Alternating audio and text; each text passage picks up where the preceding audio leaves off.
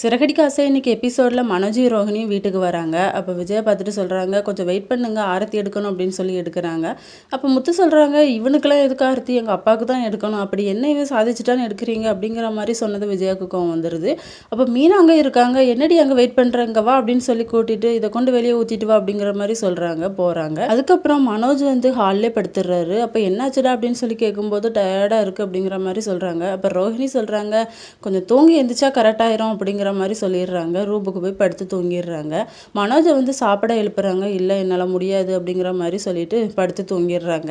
அப்போ முத்து வந்து வெளியே வெயிட் பண்ணிக்கிட்டு இருக்கிறாரு. அப்போ முத்து வந்து கதவை தட்டுறாரு. அப்போ ரோஹிணி சொல்கிறாங்க, அவர் ரொம்ப தூங்கிட்டாரு, அவரை டிஸ்டர்ப் பண்ணக்கூடாது அப்படின்னு சொல்லிட்டு, உங்கள் ஒய்ஃப் வேணால் என் கூட தூங்கட்டும், நீங்கள் வேணால் உங்கள் அண்ணன் கூட போய் தூங்குங்க அப்படிங்கிற மாதிரி சொன்னதும் முத்துக்கு வந்து கோவம் வந்துடுது.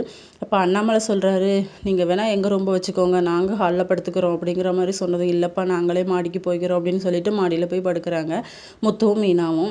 அப்போ முத்து சொல்கிறாரு, என்னால் உனக்கு ஒரு ரூமில் கூட அரேஞ்ச் பண்ணி தர முடியல அப்படிங்கிற மாதிரி சொன்னது, இல்லைங்க இதான் நம்மளுக்கு நல்லா இருக்குது, இதுவே போதும் அப்படிங்கிற மாதிரி சொல்லி ரெண்டு பேருமே பேசிகிட்டு இருக்காங்க. மறுநாள் காலையில் எல்லாருமே எழுந்துச்சி காஃபி குடிச்சிட்டு இருக்காங்க. அப்போ ரோஹிணி வந்து மனோஜை எழுப்புறாங்க. ஆனால் மனோஜ் வந்து எந்திரிக்கலை. அப்போ அண்ணாமலை வந்து சொல்கிறாங்க, இவருங்க இன்னும் பொறுப்பு வரலை அப்படின்னு சொல்லி திட்டும்போது விஜயா சொல்கிறாங்க, டயர்டாக இருக்கும் இப்போ எந்திரிப்பான் அப்படின்னு சொல்லிட்டு விஜயா வந்து போய் எழுப்புறாங்க.